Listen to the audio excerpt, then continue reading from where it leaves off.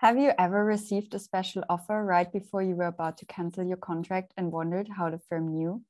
From a firm's perspective, this is referred to as customer churn prediction. Our work focuses on solving this problem, but why is this so relevant?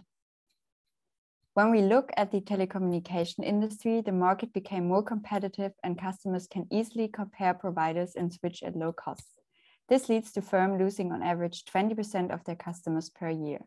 Because acquiring new customers is more expensive than retaining the existing ones, customer churn management is gaining more and more relevance. It is therefore crucial to predict churn as accurately as possible.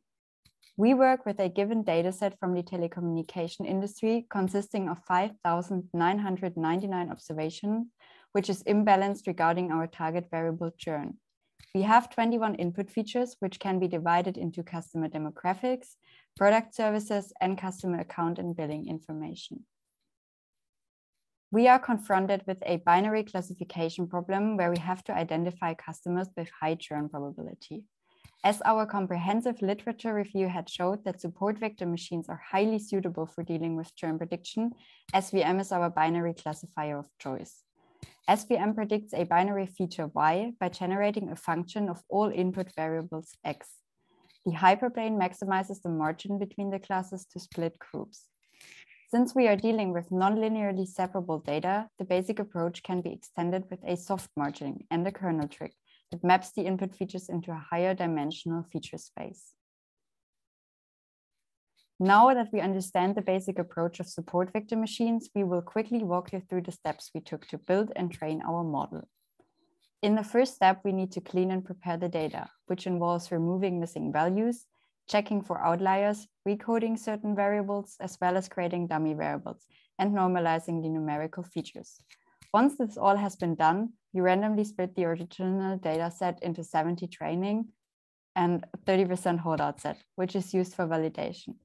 All in all, this process is performed a total of 10 times to ensure the result's robustness. And as mentioned before, the target variable churn is imbalanced, which is why we performed several sampling methods to solve this problem, out of which SMODE performed the best and will be applied to all future models. For validation purposes, we chose sensitivity as main evaluation metric, since from a business perspective, we want to prevent false negatives and maximize the percentage of correctly classified positives. In addition, we chose the radial kernel for our SVM model and perform parameter tuning using a 10-fold cross-validation.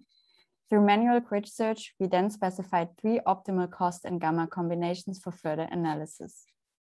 In the next step, we wanted to examine how feature engineering and variable binning affect the model's performance.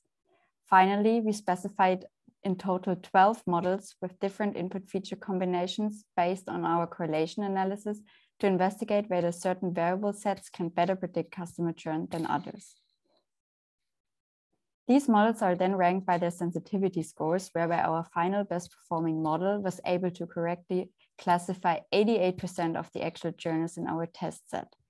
Compared to the performance on the training set, we see that the final model performs better on the training data with an overall accuracy of 75%. Throughout the entire model building process, we managed to achieve an overall performance improvement of around 63% and can state that the final model allows for accurate predictions of customer churn. As you can see, our model delivered highly predictive results when it comes to churn prediction. SVM proved to work well on non-linearly separable customer data and has a high generalizability. However, one major disadvantage of the algorithm lies in the interpretability when it comes to feature importance. This means that we can identify potential churners with high chance, but cannot determine the underlying reason for churn. When we consider our learnings, our final model delivers highly accurate results and enables marketing managers to proactively develop customer retention strategies. Above all, our research reflects the practical relevance of machine learning, not only in the field of computer science, but in a marketing context. That's why we advocate for a more data-driven marketing.